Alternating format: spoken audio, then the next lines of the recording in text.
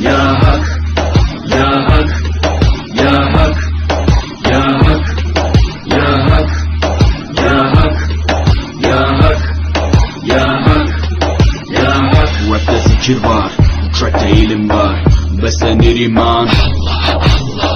Her yer ihtilaf, şer ve istila, bence bir liman.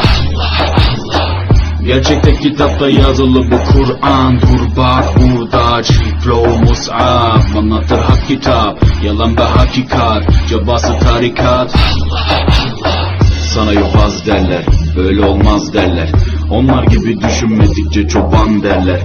Biz Müslümanız düşüncemiz. अल्लाह कुरान में कहता है मैं कभी किसी कौम की हालत नहीं बदलता जब तक वो कौम खुद अपनी हालत बदलने की कोशिश ना करे. Allah, zikrimde Allah, fikrimde Allah, aklımda Allah, aşkımda Allah, aslında Allah, kanımda Allah. Hasbi Rabbi Cellallah.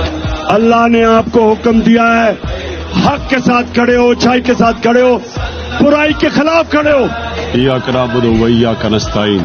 Hasbi Rabbi Cellallah, ma fi qalbi gayrullah, Nur Muhammad sallallahu, la ilaha illallah. The Prophet lives in our hearts. वो अल्लाह के महबूब थे, अल्लाह के हबीब थे. अल्लाह हमें हुक्म क्यों कर रहा है कि उनके रास्ते पे चलो? हमारी बेहतरी के लिए. अल्लाह हमें इसलिए हुक्म कर रहा है कि अगर आप मदीना की रियासत के उसूलों पे अपने मुल्क को खड़ा करोगे तो आपका मुल्क उठ जाएगा. Şükürle kalmalısın, desin hep kalp atışın. Günahla esti yerler, daha gençsin derler. Bu hayat basamakları, çürük merdivenler. Senden bir istirham, devamlı istiğfar, gereken irtibat.